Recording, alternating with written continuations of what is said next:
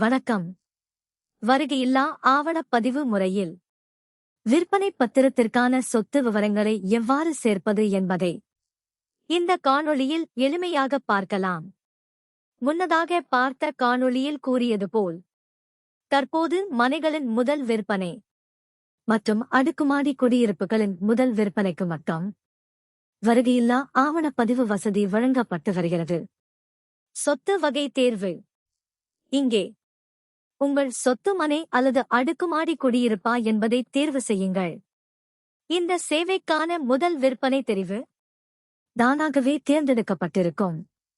அதேபோல் கட்டுமான நிறுவனம் அல்லது மேம்பாட்டாளரிடமிருந்து வாங்கப்பட்ட சொத்து மற்றும் சொத்தின் முதல் விற்பனை ஆகிய தெரிவுகளும் தானாகவே குறியிடப்பட்டிருக்கும். தேவைப்பட்டால் ஏற்கனவே இணைக்கப்பட்டுள்ள முந்தைய ஆவணத்தில் பதிவு செய்யப்பட்ட சொத்து விவரங்களை இந்த ஆவணத்திற்கும் நகலெடுத்து பயன்படுத்தலாம். அதற்காக இணைக்கப்பட்ட ஆவணத்திலிருந்து சொத்தை நகலெடுக்க என்ற தெரிவு பெட்டியை தேர்வு செய்யுங்கள். அதன் பிறகு முந்தைய ஆவணத்தில் உள்ள அனைத்து சொத்துகளும் பட்டியலாக காண்பிக்கப்படும். அதில் தேவையான சொத்தை தேர்வு செய்து நகல் என்ற பொத்தானை அழுத்தினால் போதும். இந்த காணொளியில் புதியதாக சொத்து விவரங்களை உள்ளிடும் முறையை பார்ப்போம். சொத்து விவர வகைப்பாடு. முதலில் மனை அல்லது அடுக்குமாடி குடியிருப்பு என்பதை தேர்வு செய்து சேர்க்க என்ற பொத்தானை அழுத்தவும். இப்போது சொத்து விவரங்கள் திரை திறக்கப்படும். இந்த திரையில் சொத்து அமைந்துள்ள இடம் தொடர்பான விவரங்களை உள்ளிட வேண்டும். முதலில் சம்பந்தப்பட்ட சார் பதிவாளர் அலுவலகத்தை தேர்வு செய்யுங்கள். பிறகு சொத்து அமைந்துள்ள பதிவு கிராமத்தை தேர்வு செய்யுங்கள். அதனைத் தொடர்ந்து வழிகாட்டி மதிப்பு கிராமம், பதிவு மாவட்டம், வருவாய் மாவட்டம் மற்றும் வட்டம் போன்ற விவரங்கள் தானாகவே நிரப்பப்படும். அஞ்சல் குறியீடு பதிவு செய்வது விருப்பமானது. தேவையெனில் பதிவு செய்யலாம். பின்னர் பட்டியலில் இருந்து உள்ளாட்சி அமைப்பை தேர்வு செய்யுங்கள். அதன் பின் நகரம் அல்லது பேரூராட்சி பகுதியை தேர்ந்தெடுக்கவும். பிறகு வார்டு எண் மற்றும் தொகுதி எண்ணை தேர்வு செய்யுங்கள். தற்போதைய ஆவணத்துடன் முந்தைய ஆவணம் இணைக்கப்படவில்லை என்றால் பட்டா எண் அல்லது மற்ற உரிமை உள்ளதற்கான ஆவண எண் ஆகியவற்றில் ஏதேனும் ஒன்றை கட்டாயமாக வழங்க வேண்டும். அனைத்து விவரங்களும் சரியாக பதிவான பிறகு அடுத்து என்ற பொத்தானை அழுத்தவும். புல விவரங்கள். இப்போது புல விவரங்கள் திரை தோன்றும். இந்த பகுதியில் புல விவரங்கள், தெரு விவரம், பரப்பளவு மற்றும் சந்தை மதிப்பு போன்றவற்றை பதிவு செய்ய வேண்டும். முதலில் அளவீட்டு விவரங்கள் பகுதியில் சதுர மீட்டர் அல்லது சதுர அடி என்பதை தேர்வு செய்யுங்கள். நீங்கள் தேர்வு செய்யும் அளவீட்டின் அடிப்படையில்தான் அனைத்து கணக்கீடுகளும் மேற்கொள்ளப்படும் என்பதை நினைவில் கொள்ளுங்கள். அடுத்து சொத்து நகர்ப்புறம், நத்தம் அல்லது ஊரகம் என்பதை தேர்வு செய்யுங்கள். புல எண் தேர்வு. புல விவரங்கள் பகுதியில் தனிப்புல எண் அல்லது இணைப்பு புல எண்கள் என்ற வகையை தெரிவு செய்ய வேண்டும். இந்த விளக்கத்தில் தனிப்புல எண் என்பதை தெரிவு செய்கிறோம். இப்போது பட்டியலில் இருந்து தேவையான புல எண்ணை தெரிவு செய்யுங்கள். தேவைப்பட்டால் சம்பந்தப்பட்ட தெருவையும் தெரிவு செய்யலாம். பொருந்தினால் அதைத் தொடர்ந்து பழைய புல எண், ஹைமாஷ் எண் மற்றும் மொத்த பரப்பளவு போன்ற விவரங்களையும் பதிவு செய்யுங்கள்.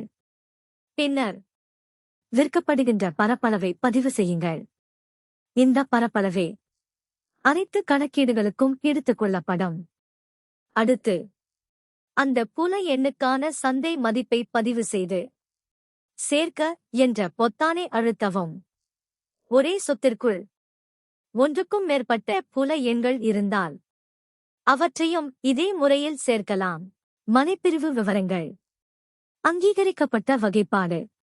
மனைப்பிரிவு ஒப்புதல் எண், அங்கீகரிக்கப்பட்ட மனைப்பிரிவு பெயர், மற்றும் மனை எண் ஆகிய விவரங்களை பதிவு செய்யுங்கள். அனைத்து விவரங்களும் பதிவான பிறகு அடுத்து என்ற பொத்தானை அழுத்தவும். எல்லை விவரங்கள். இப்போது எல்லை விவரங்கள் திரை காண்பிக்கப்படும். இங்கே சொத்தின் 4 பக்க எல்லைகளையும் பதிவு செய்ய வேண்டும். வடக்கில் என்ன உள்ளது? தெற்கில் என்ன உள்ளது? கிழக்கில் என்ன உள்ளது? மேற்கில் என்ன உள்ளது? என்பவற்றை பதிவு செய்யுங்கள். இவற்றை தெரு பட்டியலில் இருந்து தேர்வு செய்யலாம். அல்லது நேரடியாக உரையாகவும் பதிவு செய்யலாம். பொருந்தினால் புவியியல் ஒருங்கிணைப்பு விவரங்களையும் பதிவு செய்யலாம். நிலப்பட குறியீடுகள். புவியியல் இருப்பிட குறியீடுகள் இருந்தால் அவற்றையும் இங்கே பதிவு செய்யலாம். அனைத்து எல்லை விவரங்களையும் பதிவு செய்த பிறகு அடுத்து என்ற பொத்தானை அழுத்தவும். சொத்தின் அளவுகள்.